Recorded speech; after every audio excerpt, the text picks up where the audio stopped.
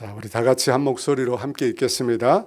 유대인들이 안디옥과 이고니온에서 와서 무리를 충동하니 그들이 돌로 바울을 쳐서 죽은 줄로 알고 시외로 끌어내치니라.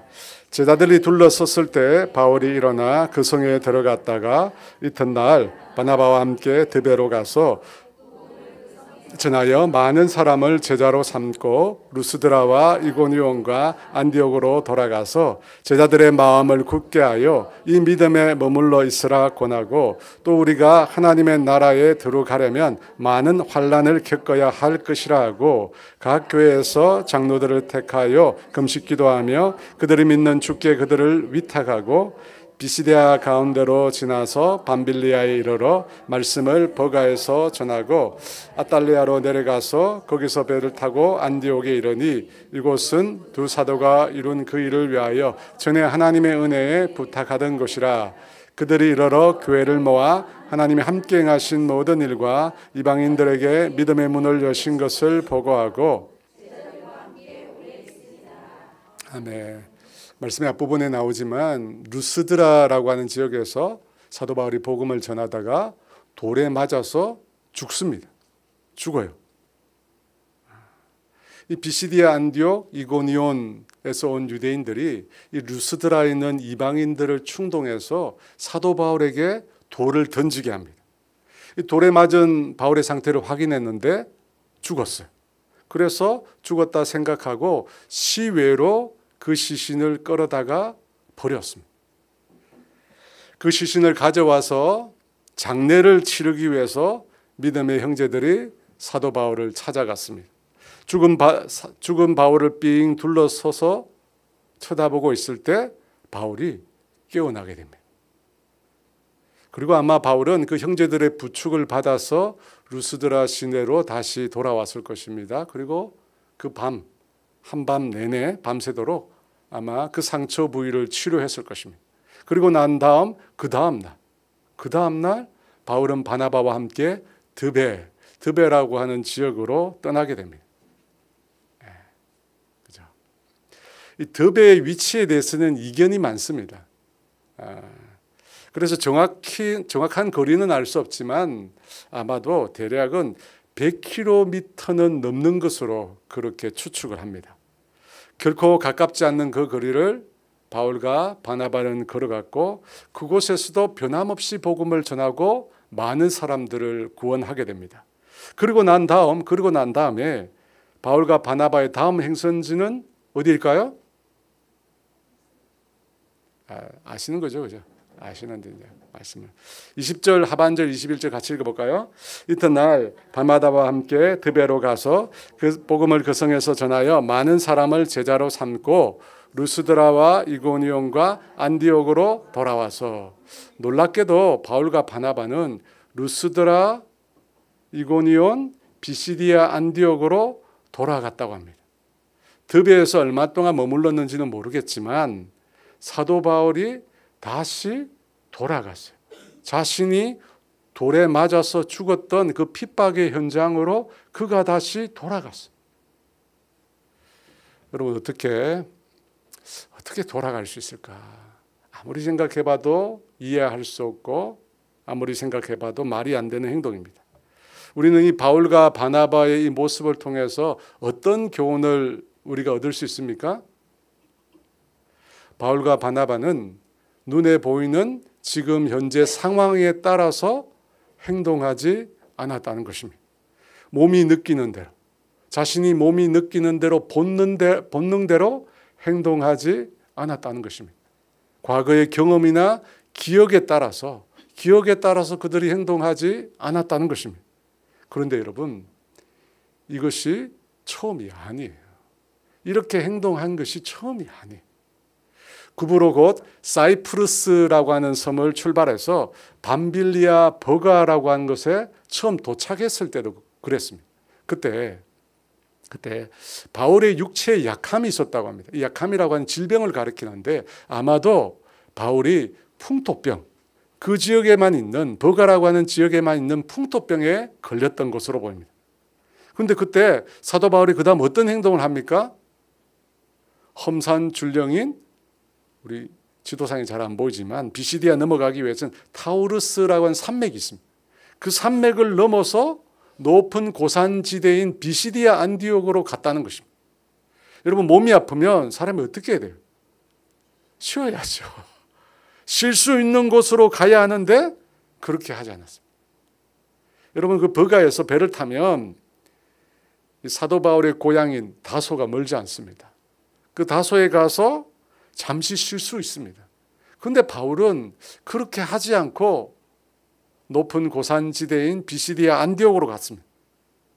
바울은 자신의 계획과 스케줄대로 움직이는 것이 아니었던 것입니다. 자신의 형편에 따라 상황에 맞추어서 움직이지 않았습니다.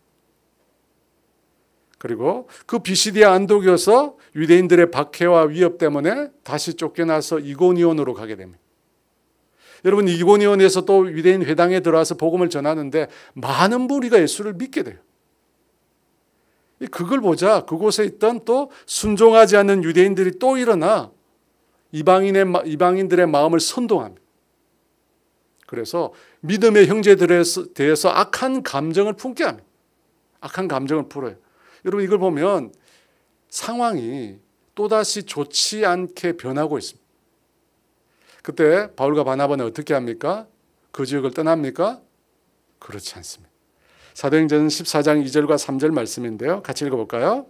그러나 순종하지 아니하는 유대인들이 이방인들의 마음을 선동하여 형제들에게 악감을 품게 하거늘 두 사도가 오래 있어 주를 힘입어 담대히 말하니 주께서 그들의 손으로 표적과 기사를 행하게 하여 주사 자기 은혜의 말씀을 증언하시나니.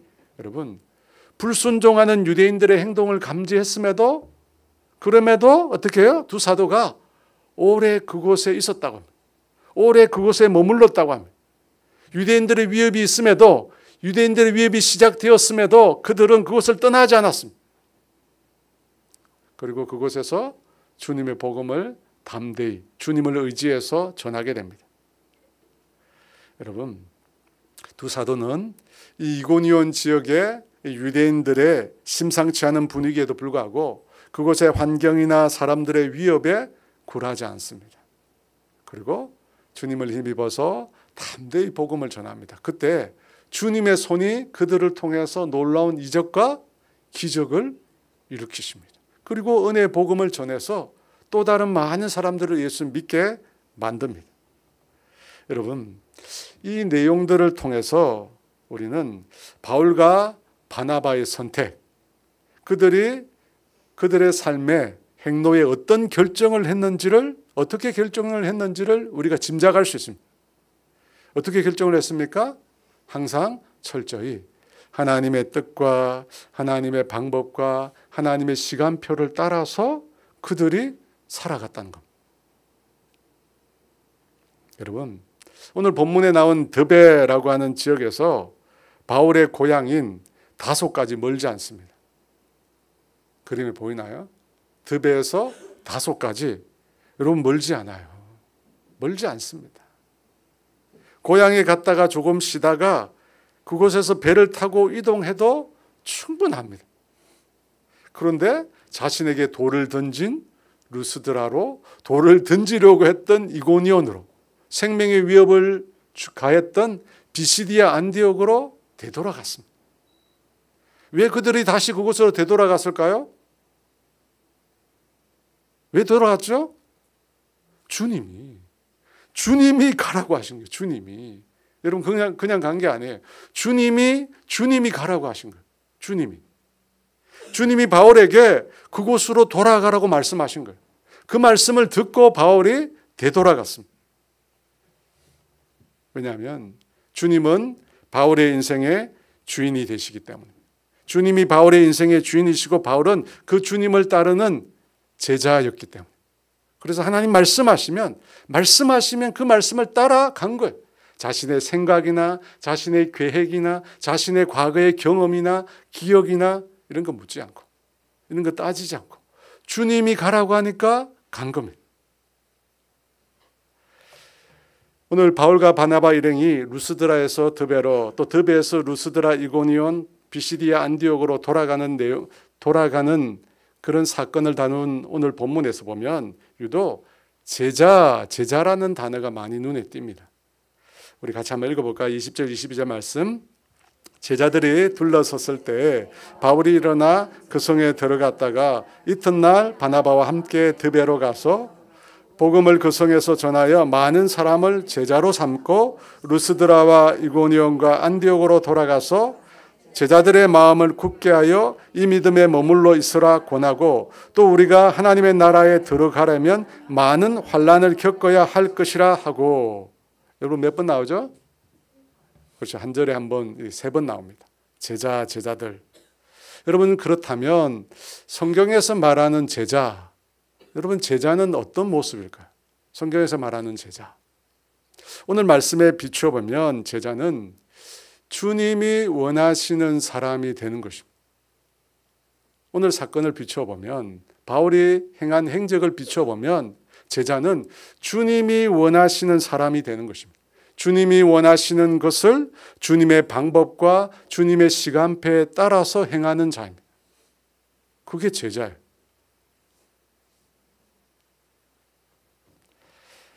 그래서 여러분 주님의 제자는 자신의 삶의 통치권을 주님께 온전히 양도한 사람, 주님이 원하시는 사람이 되기 위해서는 자신의 통치권을 자신이 가지고 있는 이상 불가능합니다. 그렇죠? 자신의 인생의 통치권을 자기가 가지고 있으면 자기가 원하는 사람이 되죠. 주님이 원하는 사람이 될 수 없습니다. 주님이 원하는 사람이 되고 주님이 원하시는 일을 주님의 방법과 시간표대로 하려면 자신의 인생의 통치권, 선택권을 주님께 이양해야 돼요. 나의 선택, 결정, 그 모든 것을 주님께 내어드린 사람, 여러분 그 사람이 제자예요. 그 사람이 제자입니다. 그렇지 않고 여전히 내 선택, 내 결정, 내가 원하는 대로 고집하는 사람은 제자가 아니죠. 제자가 아닌 거예요. 사도행전 11장 26절에 보면 이 그리스도인에 대해서 얘기하는데요. 우리 같이 읽어볼까요? 만남에 안디옥에 데리고 와서 둘이 교회에 1년간 모여있어 큰 무리를 가르쳤고 제자들이 안디옥에서 비로소 그리스도인이라 일컬음을 받게 되었더라. 제자들이 시리아 안디옥, 바울이 전한 비시디아 안디옥이 아니라 시디아 안디옥에서 그리스도인이라 처음 불렸다고 합니다. 제자들이 안디옥에서 비로소 그리스도인이라 일컬음을 받게 되었더라. 여러분 이것을 보면 제자라는 말과 그리스도인이라는 말이 같은 말입니다. 그죠? 제자들이 그리스도인이라 불린 겁니다. 그리스도인은 누굽니까? 예수님을 닮은 자, 예수님께 속한 자라는 말이 그리스도인입니다. 그는 예수님께서 걸어가신 길을 따라 걷는 사람입니다. 여러분 그 사람이 그리스도인입니다. 우리가 그리스도인과 제자를 다른 사람이라고 생각하는데 그렇지 않아요. 성경에서 말하는 그리스도인은 제자와 같은 사람입니다. 제자가 그리스도인이고 그리스도인이 제자입니다. 그러면 여러분은 제자입니까? 방금 제가 제자가 어떤 분인지 얘기 드렸어요. 제자는 주님이 원하시는 사람이 되는 것입니다. 주님이 원하시는 대로 주님이 원하는 것을 주님의 방법대로 스케줄대로 행하는 자가 제자입니다. 자기 계획과 자기가 원하는 대로 행하는 것이 아니라 주님이 원하는 대로 행하는 사람이 제자고 그 사람이 곧 그리스도인입니다. 그렇다면 여러분 제자입니까? 여러분 그리스도인 맞습니까? 어떻게 생각하십니까? 그죠? 생각이 막 그렇네요. 아니라고 말하기는 좀 그렇고 또 맞다고 말하기는 좀 그렇고 그죠? 여러분 주님이 원하는 대로가 아니라 내가 원하는 대로 하는 사람은 제자가 아니고 그리스도인도 아닙니다. 성경이 말하는 겁니다. 베드로에 관한 얘기를 하려고 하는데요. 마태복음 16장 21절 22절 말씀인데요. 같이 읽어볼까요? 이때로부터 예수 그리스도께서 자기가 예루살렘에 올라가 장로들과 대제사장들과 서기관들에게 많은 고난을 받고 죽임을 당하고 제3일에 살아나야 할 것을 제자들에게 비로소 나타내시니 베드로가 예수를 붙들고 항변하여 이르되 주여 그리 마옵소서 이 일이 결코 주께 미치지 아니하리이다. 베드로가 예수님을 붙들고 항변했다고 합니다. 이 항변했다는 말은 다른 말로는 꾸짖다라는 의미로 씁니다. 꾸짖다. 영어로 하면 리북인데요.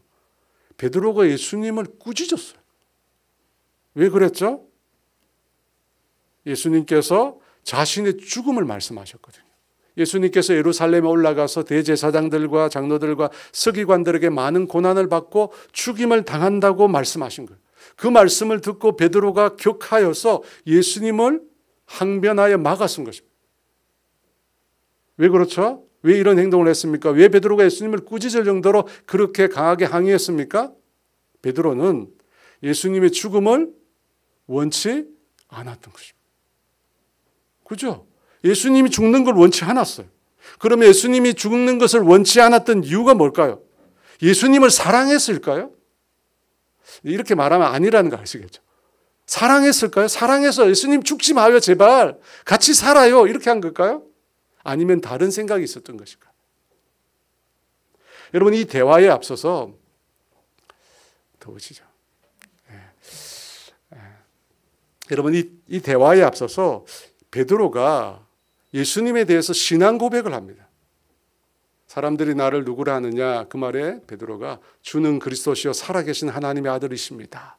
이렇게 고백합니다. 이 말을 듣고 예수님이 어떻게 반응합니까? 바요나. 바는 아들이거든요. 요나의 아들아.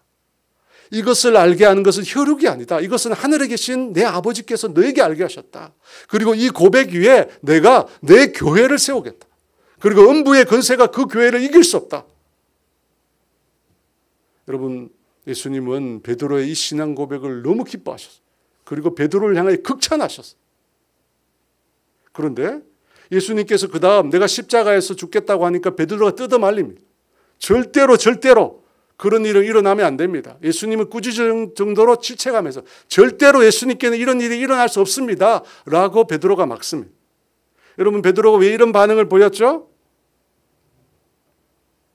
그렇게 신앙 고백을 했는데 왜 이런 반응을 보였죠? 베드로는 예수님이 좋습니다. 그런데 예수님의 십자가는 싫은 거예요. 예수님은 좋으나 십자가는 싫은 겁니다. 그때 예수님께서 베드로에게 뭐라고 하십니까? 23절 하반절에 사탄아 내 뒤로 물러가라. 너는 나를 넘어지게 하는 자로다. 내가 하나님의 일을 생각하지 않고 사람의 일을 생각하는다. 예수님께서 베드로를 사탄이라 불렀어요. 그럼 충격적이지 않습니까? 아마 평생 베드로가 생각했을 거예요. 예수님이 나를 사탄이라 불렀다. 베드로가 예수님의 십자가의 죽음을 예언했을 때 그걸 막았었습니다. 왜? 예수님은 좋은데 십자가가 싫은 거예요. 근데 솔직히 베드로의 이 모습이 오늘 우리의 모습 속에 있습니다. 예수님은 좋은데 우리도 십자가는 싫어요. 저만 그러나요? 하나님이 주시는 은혜도 좋고 하나님 주신 사랑도 좋고 하나님 나에게 주신 평안도 좋고 기쁨도 다 좋은데 그분이 자신을 따라오라고 말씀하시면서 하시는 십자가는 싫은 거예요. 여러분 십자가 좋으세요? 솔직히 얘기해 보세요. 진짜 좋아요? 싫죠. 저도 아니라고 강하게 부인 못하겠습니다. 저도 예수님 좋아요. 예수님 너무 좋아요. 그죠? 사랑합니다. 나의 예수님 얼마나 좋아요. 그런데 십자가는 원하지 않습니다. 여러분 제자는 뭐라고 했어요? 자신이 원하는 것을 선택할 수가 없어요. 내가 좋아하는 길, 내가 원하는 길은 선택하고 내가 원치 않는 것, 주님은 원하시는데 내가 원치 않는 것, 그것은 거부한다. 여러분 이 사람은 제자가 아니에요. 그리스도인이 아니라는 거예요. 여러분 베드로 사도는 주는 그리스도시요 살아계신 하나님의 아들이라고 고백했어요. 성경에 나와 있어요. 성경이 읽어진 이후로 수없이 많은 수천의 사람들이 이 고백을 하면서 감격했어요. 그런 고백을 한 사람이에요. 근데 여러분 그 고백이 전부가 아니에요. 여러분 그런 신앙의 고백, 예수님을 구원자로 고백하는 그 자체가 우리 신앙의 전부가 아니라는 거예요. 고백한다고 신앙이 끝난 게 아니에요. 그렇게 고백했던 베드로가 예수님께서 십자가의 길을 간다니까 막아 서버렸어. 예수님은 좋은데 십자가는 싫다는 거예요. 그에게 예수님께서 사탄아 물러가라. 누가 나를 넘어지게 하는 자로.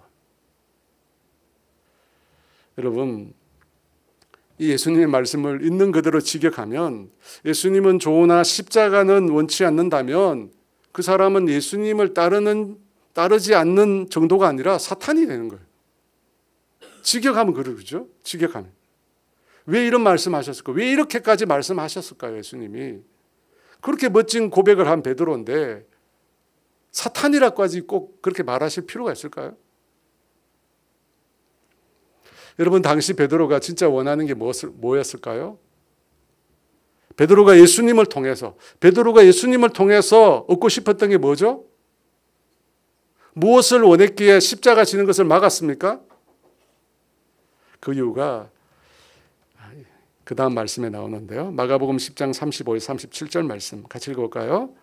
세베대의 아들 야고보와 요한이 주께 나와 여짜오되 선생님이여 무엇이든지 우리가 구하는 바를 우리에게 하여 주시기를 원하옵나이다.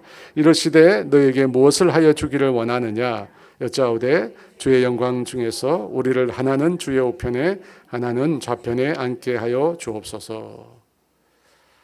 야고보와 요한이 예수님을 찾아와서 예수님이 영광 중에 임하실 때 자신들을 주의 우편에 주의 좌편에 앉게 해달라고 합니다. 주의 좌우편에 앉는 것이 야고보와 요한의 원하는 것이었습니다. 그런데 그걸 이 두 사람만 원했을까요? 아닙니다. 41절에 보니까 12제자가 보고 10제자가 보고 야고보와 요한에 대해서 화를 내거늘 다른 10명의 제자가 화를 냈다고 합니다. 왜 화를 냈죠? 자기가 원하는 것을 두 사람이 선수쳤거든. 자기들이 원하는 걸 두 사람이 선수쳤어요. 여러분, 베드로도 마찬가지입니다. 베드로도 그걸 원했어요. 주님의 좌우편에 앉는 걸 원했어요. 여러분, 그걸 원했기에 예수님께서 그냥 십자가에 죽는다라고 말씀하셨을 때 그걸 가로막은 거예요. 예수님이 그렇게 죽으면 안 된다. 예수님이 그렇게 죽으면 베드로가 출세할 수 없잖아요. 예수님이 그렇게 죽으면 어떻게 베드로가 예수님의 좌우편에 앉겠어요? 그런 성공에, 그런 출세의 사닥다리 꼭대기에 앉을 수 없기 때문입니다. 그래서 베드로가 예수님을 막아선 거예요. 예수님을 사랑해서가 아니에요. 예수님을 좋아해서가 아니에요. 다른 욕심이 있었다. 베드로는 예수님을 통해서 성공하고 출세하고 이름을 내고 유명해지는 것을 원했습니다. 그래서 예수님은 원하지만 십자가는 원치 않았던 것입니다. 반면에 우리 예수님은 어떠하셨습니까? 광야에서 마귀에게 시험을 당하는 장면을 보면 예수님이 정말로 원하는 것이 무엇인지 나타납니다. 마귀가 와서 시험했죠. 40일 동안 아무 음식을 먹지 못한 예수님께 뭐라고 시험했습니까? 돌들로 떡덩이가 되게 하라. 성전 꼭대기에 데려가서 뛰어내리라. 천하만국의 영광을 다 보여주며 나에게 절을 하라. 그리하면 이 모든 것을 다 주겠다고 합니다. 마귀가 예수님을 유혹한 것은 기적이라는 것입니다. 그리고 사람들의 인기라는 것입니다. 그리고 마지막에는 성공이라는 것입니다. 하지만 예수님은 그 모든 것들을 거절하셨습니다. 예수님께서 그러실 길이 아니었기 때문에 인기나 성공 그리고 기적을 통해서가 아니라 주님은 고난, 십자가라고 하는 길을 걸으려고 하신 것입니다. 여러분, 왜 예수님께서 베드로에게 사탄이라고 하셨는지 아시겠어요? 사탄이 유혹했던 것과 베드로가 원했던 것이 똑같습니다. 똑같아요.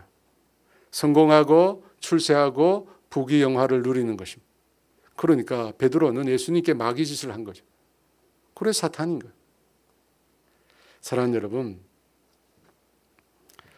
제자의 길에 고난만 있는 것은 아닙니다. 제자가 누구라고 했어요? 예수님이 원하시는 사람이 되는 것입니다. 예수님이 원하시는 것을 예수님의 방법과 시간표 따라 행하는 것입니다. 여러분, 그 길에 고난도 있습니다. 말씀을 잘 들어야 됩니다. 그 길에 예수님이 원하시는 삶의 길에 고난도 있습니다. 내가 원치 않은 것도 있다는 것입니다. 물론 그 길에 하나님이 나를 위해서 예비한 많은 것들이 있습니다. 그런데 그 길에 내가 원치 않은 것도 있다. 베드로가 예수님께 자신이 모든 것을 다 버리고 예수님을 쫓았다고 했어요. 그때 예수님께서 이렇게 말씀하셨습니다. 마가복음 10장 29, 30절 있습니다. 예수께서 이르시되 내가 진실로 너희에게 이르노니 나와 복음을 위하여 집이나 형제나 자매나 어머니나 아버지나 자식이나 전토를 벌인 자는 현세에서 집과 형제와 자매와 어머니와 자식과 전토를 100배나 받되 박해를 겸하여 받고 내세의 영생을 받지 못할 자가 없느니라. 현세에 우리가 주님을 위해서 아낌없이 드린 것, 여러분 그것에 대해서 하나님이 100배나 갚아주신다고 합니다. 그런데 그것과 더불어 뭘 주신다고요? 박해를 주세요. 박해를 주신대. 내가 받기를 원치 않는 것도 주시는 겁니다. 여러분, 제자는 내가 원하지 않는 것도 순종하며 따르는 자. 여러분 그 사람이 진짜 제자예요. 말만 입술로만 주님을 향하여 수없이 많이 고백하는 것, 여러분 그것으로 충분하지 않습니다. 뭐가 있어야 되느냐? 내가 원치 않지만, 내가 원치 않아요. 그런데 주님이 바라는, 주님이 바라. 그러면 나의 본성을 거슬러서 내가 원하는 것들을 내려놓고, 나의 통치권을 내려놓고, 나의 자기 결정권을 내려놓고 주님이 원하시는 그것, 주님이 원하시는 그것을 따라가는 것입니다.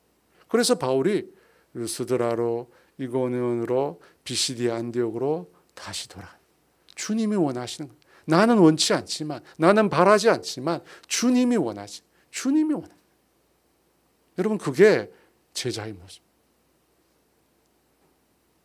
오늘 저는 베드로의 모습을 통해서 깨달아요.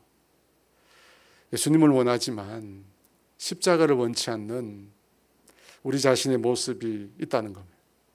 여러분은 어떤 모습으로 사시겠습니까? 계속 주님만 원하고 십자가는 원치 않는 자로 사시겠습니까? 아니면 정말로 주님이 원하시는 거, 주님이 정말 원하시는 거, 그걸 따라서 사시겠습니까? 여러분 그걸 따라 살아야 제자가 되고 그리스도인이 되는 겁니다. 고백만으로는 절대 안 된다. 절대 안 됩니다. 다시 본문으로 돌아가겠습니다. 왜 바울과 바나바가 되돌아갔을까? 주님이 가라고 했죠. 그런데 주님은 왜 그들에게 돌아가라고 하셨을까? 22절에 나와 있습니다. 같이 읽어볼까요?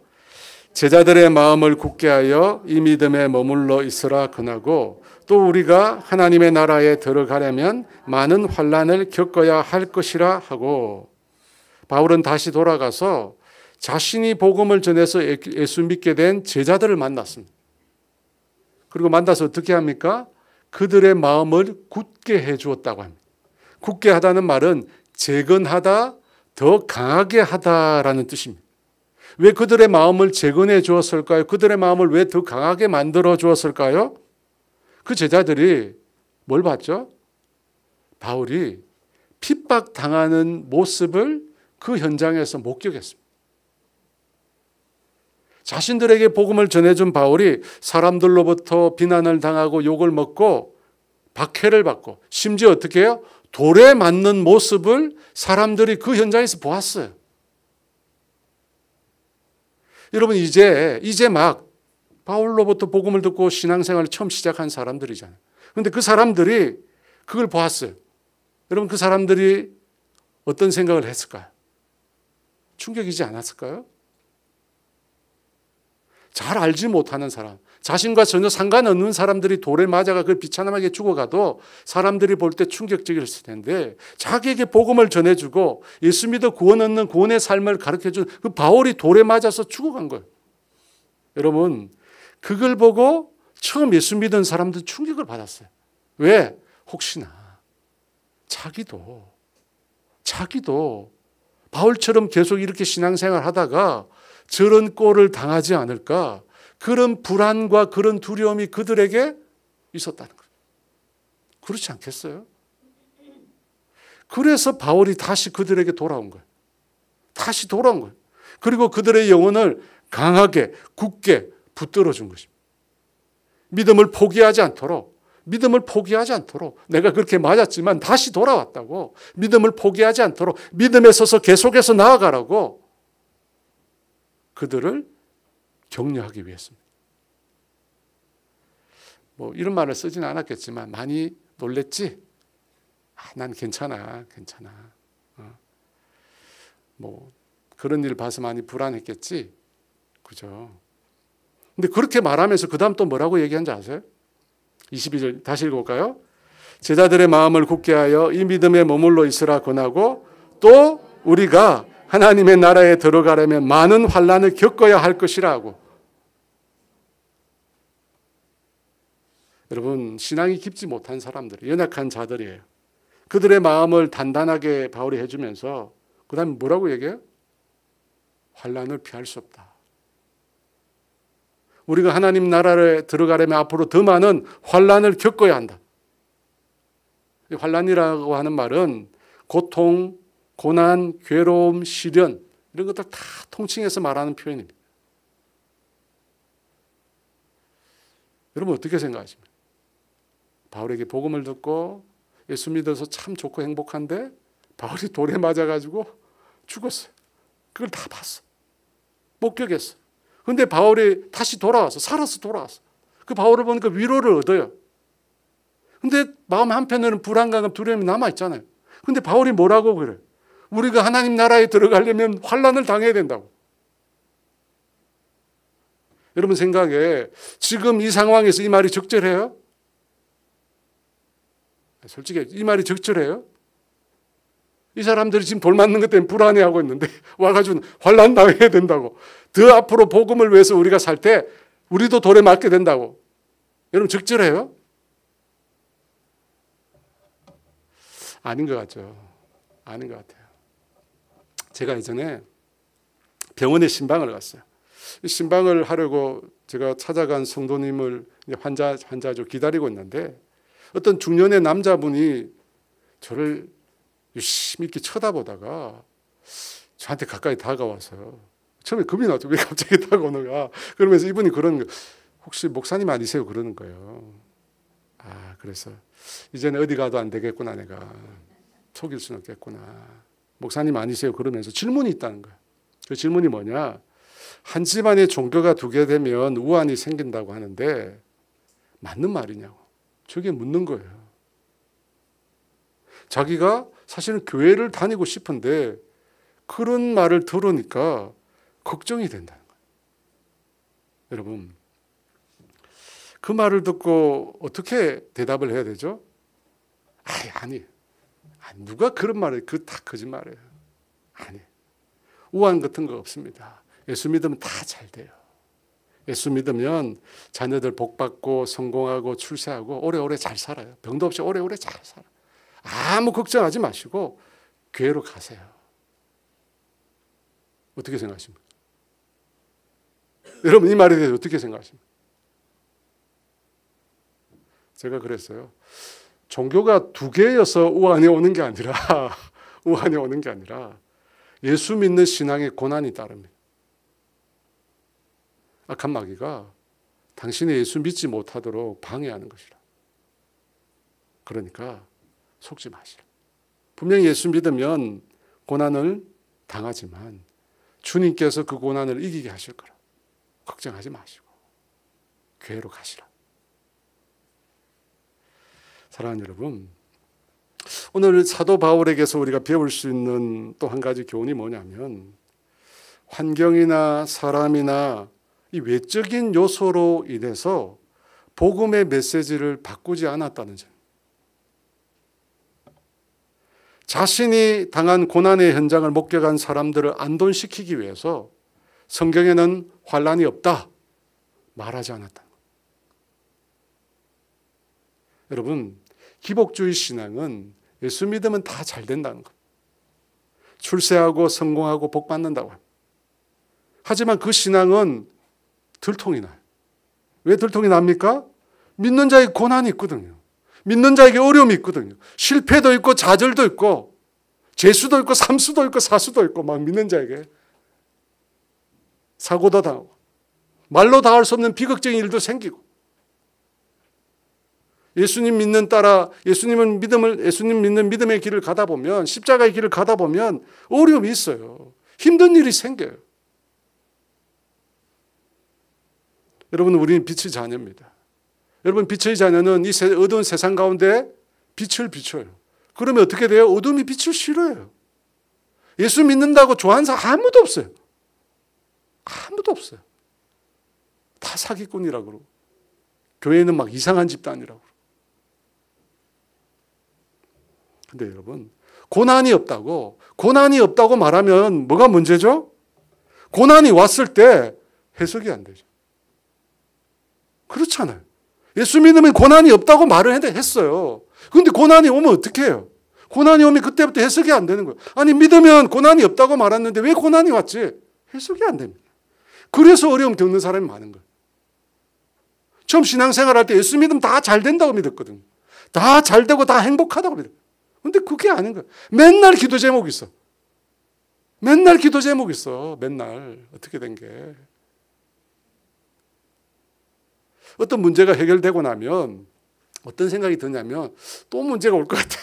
이 문제가 해결되면 그 다음 문제가 또 있을 것 같아. 이게 뭐야.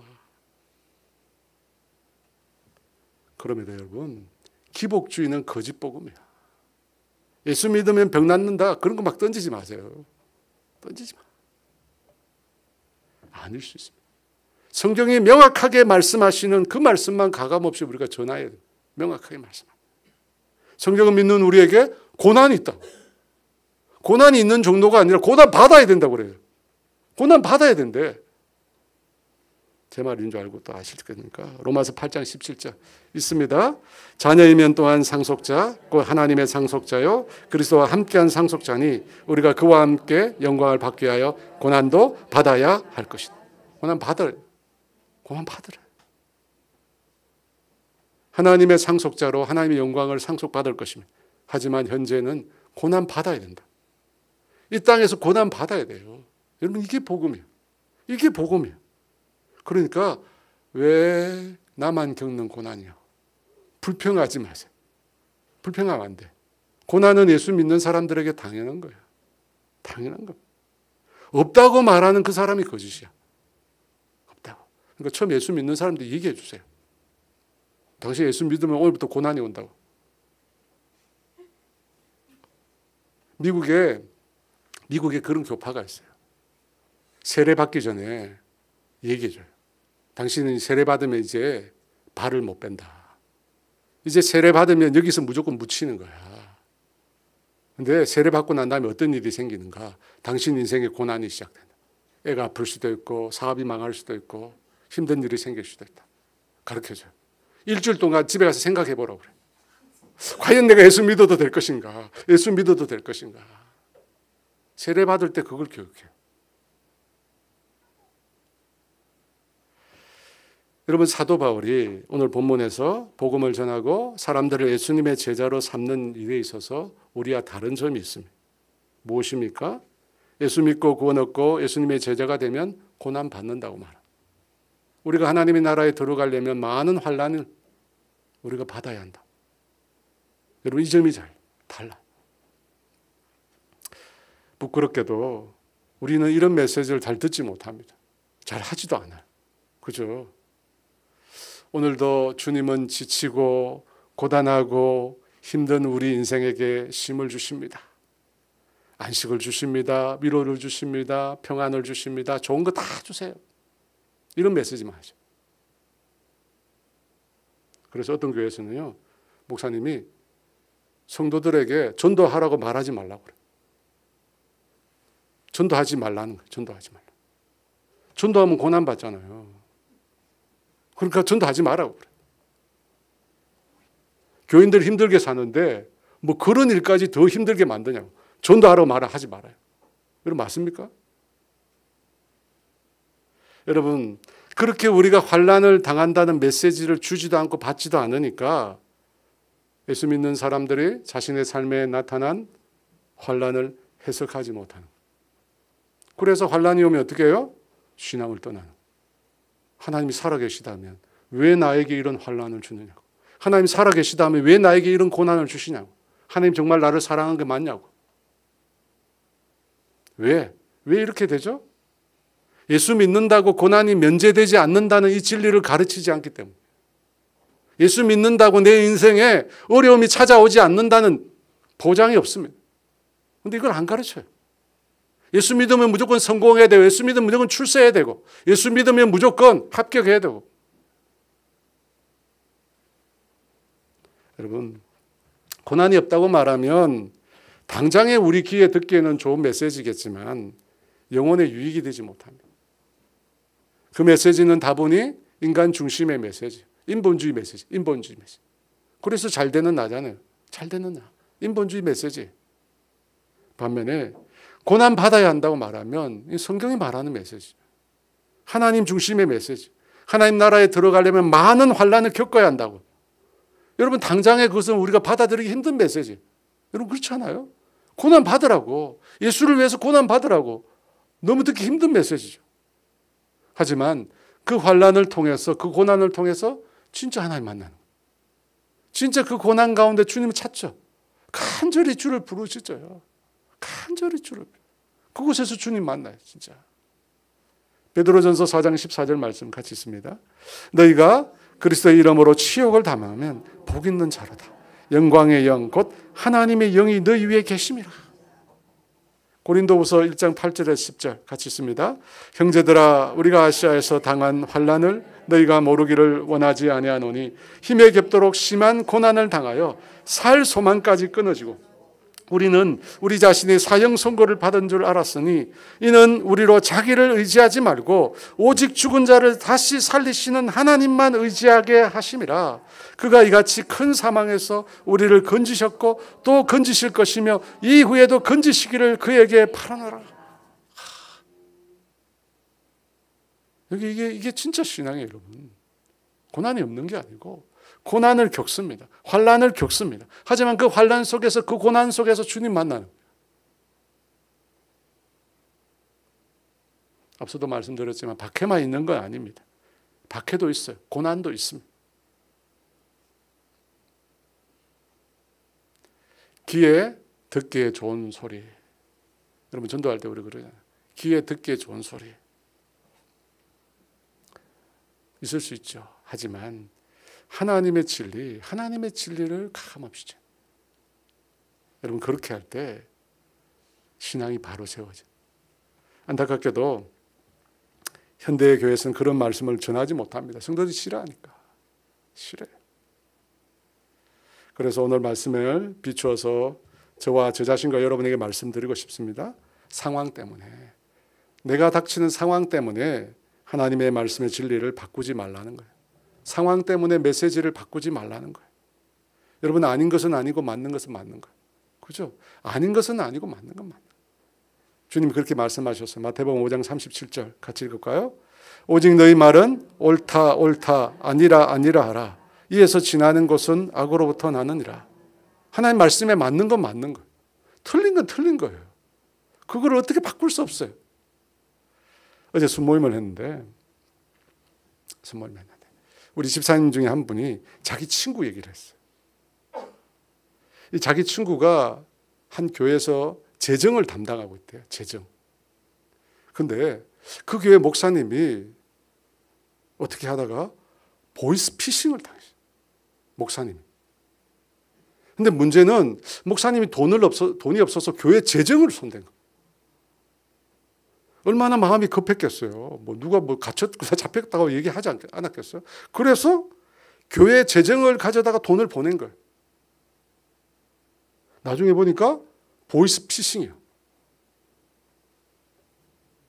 여러분 어떻게 해야 되죠?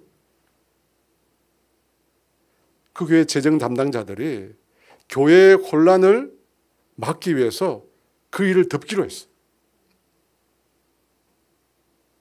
엄청난 손실이 나는데 그걸 숨겼습니다. 어떻게 되죠? 그 일로 그 재정을 담당하는 집사님이 너무 큰 부담을 지게 된 거예요. 극심한 스트레스를 받아요. 극심한 스트레스. 여러분 어떻게 되죠? 환란이 있는데 지금 환란이 없다고 말하면 안 되는 거예요. 당장의 위기를 모면하기 위해서, 당장의 교회에 알려지는 것이 두려워서 잘못된 방법을 썼어요. 여러분 위기가 벗어났을까요? 또 다른 문제가 생겼죠. 그 문제는 안 생겼지만 또 다른 문제가 생겼어요. 그 집사람이 실족하게 됐어요. 저는 제가 볼 때 제 의견입니다. 그 일을 교회 앞에 투명하게 공개해야 됩니다. 목사님 속은 거죠. 목사도 인간인데 잘못할 수 있죠. 실수와 연약함이 있습니다. 근데 무엇보다 잘못된 게 뭐예요? 교회 돈을 손들어. 잘못했죠. 만약 저라면 교회 앞에 이 사실을 투명하게 공개하고, 그죠? 잘못을 인정하고 일정 기간 근신해야죠. 죽을 죄는 아니니까. 예전에 서울 온누리교회에서, 여러분 다 알죠? 온누리교회. 주일날 아주 중대한 발표를 했어요. 내용이 뭐냐면 그 교회 목회자 한 분이 한 여집사님과 불륜을 했다는 거예요. 그 목회자는 결혼한 사람이에요. 그런데 당시 그 목사님이 담임 목사님이 아주 총애하는 신뢰하는 목사였어요. 그럼에도 공예배 시간에 그 사실을 온 성도들에게 다 알렸어요. 그 교회에서 그 목사님은 사임하게 됐죠, 물론. 또 담임 목사님을 비롯한 모든 중직자들과 교역자들이 교회 앞에 회개하고 앞으로 이런 일이 재발하지 않도록 하겠다는 사과문을 발표했어요. 제가 그걸 보고 굉장히 감동을 받았습니다. 이렇게 해야 되는구나. 상황. 여러분, 상황이라고 하는 것은 때때로 우리에게 너무 크게 느껴집니다. 하지만 상황이 아무리 크게 느껴지더라도 하나님의 말씀의 진리를 바꾸면 안 돼요. 하나님의 성경의 메시지를 변질시키면 안 돼요. 상황이 아무리 크게 느껴지더라도. 마치라는 거죠. 여러분 우리나라 사람 속성상 참 안 좋은 게 뭐냐면 가까이 있는 사람들의 잘못은 눈 감아줘요. 그죠? 남에 대해서는 그렇게 차갑게 하면서 가까이 있는 사람들에 대해서는 자꾸만 눈 감아줘요.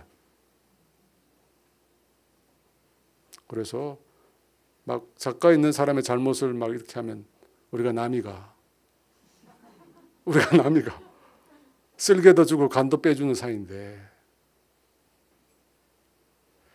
여러분 진리가 변질되면 회복하기 어려워요.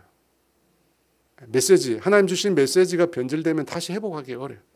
그런데 상황은 어떻게 돼요? 항상 바뀔 수 있어요. 주님이 그 일에 개입하면 항상 상황은 여러분 바뀔 수 있어요. 여러분 그걸 염두에 돼요. 죽겠다 해도 주님이 임하시니까 바뀌잖아요.